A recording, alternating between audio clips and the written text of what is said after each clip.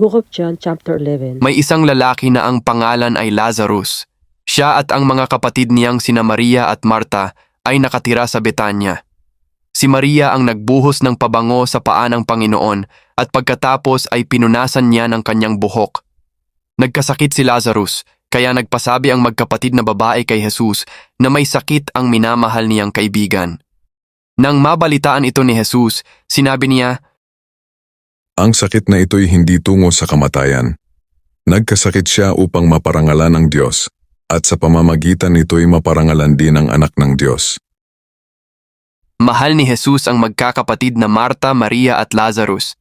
Pero nang mabalitaan niyang may sakit si Lazarus, nanatili pa siya ng 2 araw sa kinaroroonan niya.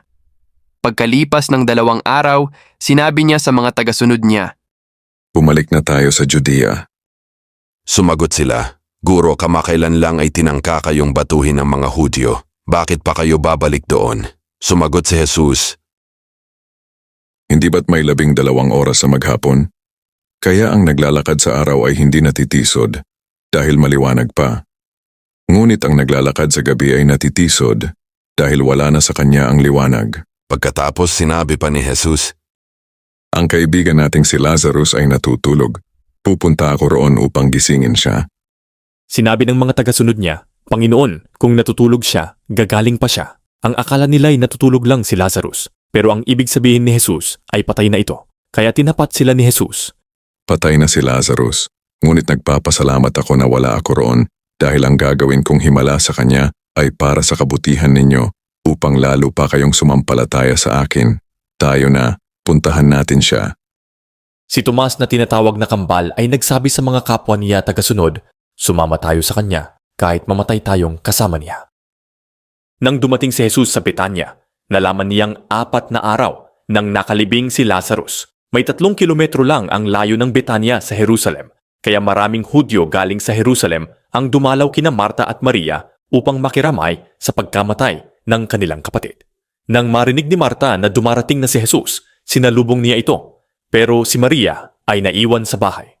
Sinabi ni Marta kay Jesus, Panginoon, kung nandito kayo ay hindi sana namatay ang kapatid ko.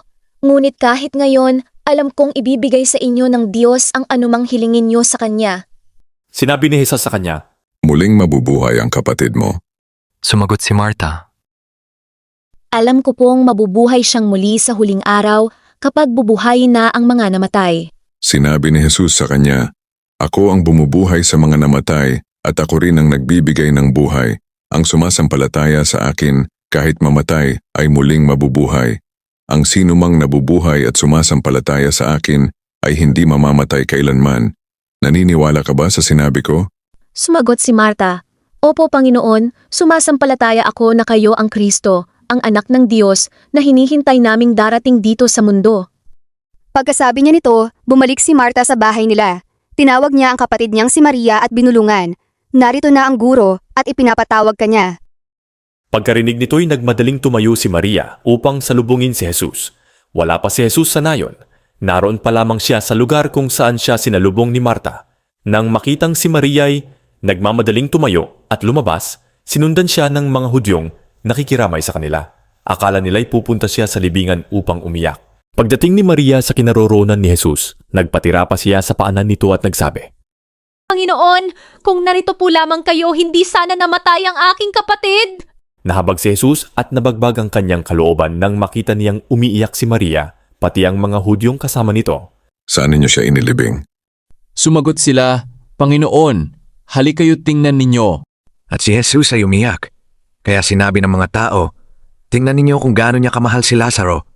Ngunit sinabi naman ng iba, Hindi ba't pinagaling niya ang lalaking bulag? Bakit hindi niya nailigtas sa kamatayan si Lazaro? Muling nabagbag ang puso ni Jesus.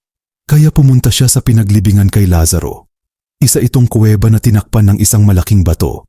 Pagdating nila roon, sinabi ni Jesus, Alisin ninyo ang bato.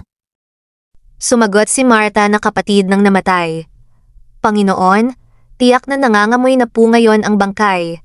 4 na araw na po siyang nakalibing. Sinabi ni Jesus sa kanya, Hindi ba't sinabi ko sa iyo na kung sasampalataya ka ay makikita mo ang kaluwalhatian ng Diyos? Kaya inalis nila ang bato. Tumingala si Jesus sa langit at sinabi, Ama, nagpapasalamat ako sa iyo dahil dinidinig mo ako.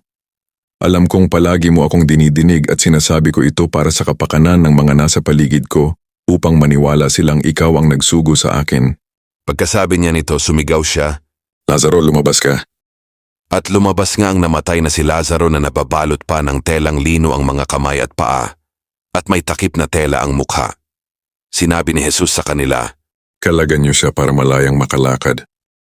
Marami sa mga taong dumalaw kina Maria ang sumampalataya nang makita nila ang ginawa ni Jesus. Ngunit ang iba sa kanila ay pumunta sa mga Pariseyo at ibinalita ang ginawa niya. Kaya nagpatawag ng pulong ng Sanhedrin ang mga namamahalang pari at mga Pariseyo. At nang nagkatipon na sila, sinabi nila, ano ang gagawin natin? Maraming himala ang ginagawa ng taong ito. Kapag hinayaan natin siya, maniniwala ang lahat ng tao sa kanya. Kapag nangyari iyan, lulusubin tayo ng mga hukbong Romano at wawasakin nila ang templo at ang ating bansa.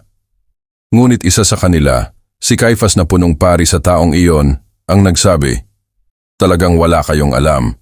Hindi nyo ba naisip na mas mabuti sa inyo na isang tao lamang ang mamatay para sa sambayanan kaysa sa mapahamak ang buong bansa? Ang sinabi niyang ito ay hindi nanggaling sa sarili niya. Bilang punong pari ng taong iyon, nagpahayag ang Diyos sa pamamagitan niya na mamamatay si Jesus para sa buong bansa, at hindi lang para sa kanila, kundi upang tipunin at pagkaisahin sa isang bayan ang mga anak ng Diyos na nakakalat sa buong mundo. Mula noon, binalak na nilang ipapatay si Jesus, kaya hindi na lantarang nagpakita si Jesus sa mga tao. Sa halip ay pumunta siya sa lugar na malapit sa ilang, sa isang bayan na kung tawagin ay Ephraim, at nanatili siya roon kasama ang mga alagad niya. Nang malapit na ang pista ng mga Hudyo, na tinatawag na pista ng paglampas ng anghel, maraming tao mula sa iba't ibang bayan ng Israel ang pumunta sa Jerusalem bago sumapit ang kapistahan upang isagawa ang ritual na paglilinis bago magpista. Hinanap nila nang hinanap si Jesus at nagtatanungan sila roon sa templo, ano sa palagay ninyo, paparito kaya siya sa pista? Samantala, ipinag-utos ng mga namamahalang pari at ng mga Pariseyo na ipagbigay alam ng sinumang nakakaalam kung nasaan si Jesus upang madakip nila.